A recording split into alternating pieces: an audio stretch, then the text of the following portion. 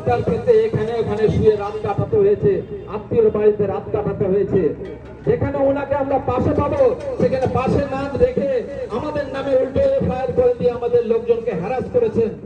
আজকে আমাদের অধিকার সুনিশ্চিত না করতে পেরে উনি আমাদের নামে কেস দিয়ে আমাদেরকে বেল করাতে হচ্ছে, কেসের মধ্যে জড়িয়ে ফেলা হয়েছে। আজকে আমাদের ওবিসি এ ক্যাটাগরি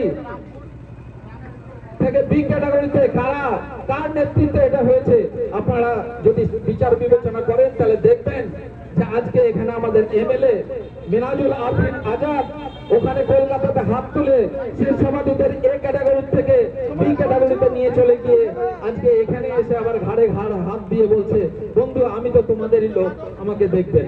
এই বিচারিতা কবে বন্ধ হবে? এই আগামী 23 তারিখে আপনাদের ভোটের মাধ্যমে এটা প্রমাণ করতে হবে যে আর তোমার জায়গা নেই। আগামী 23 তারিখ ভিক্টরকে এখান থেকে জিতিয়ে, বিপুল ভোটে জিতিয়ে আমরা প্রতিনিধি পাঠাবো। একটা আতঙ্ক আছে এসআইআর কে নিয়ে। এখন যে একটা করে সাপ্লিমেন্টারি লিস্ট গুলো বের হচ্ছে, সেখানে ডিলিট লিস্ট চলে আসছে। এক একটা গ্রামে দেখা যাচ্ছে কোথাও 250, কোথাও 400, কোথাও 500, কোথাও 300, এইভাবে লোকের নাম মুছে দেওয়া হচ্ছে বলে ডিলিট লিস্টে ফেলে দেওয়া হচ্ছে। সেই নিয়ে একটা আতঙ্কের পরিবেশ তৈরি হচ্ছে। তো সেই জন্য আপনাদের সকলকে প্রথমে আমি বলতে চাই, এতে আপনাদের আতঙ্কিত হওয়ার কোনো কারণ নেই, আপনারা ভয় পাবেন না।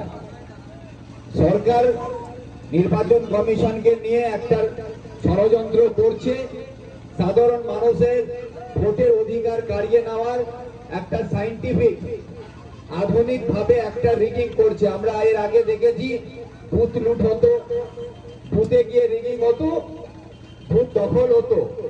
এবার বিজেপি বুথ দখল করার জায়গায় ভোটকেই দখল করে নিচ্ছে, ভোটের উপরই তারা দখল নিয়ে নিচ্ছে কি ভোটই বাদ দিয়ে দাও। তো এই যে চক্রান্ত, এর মোকাবিলা করতে গেলে আমাদেরকে সকলকে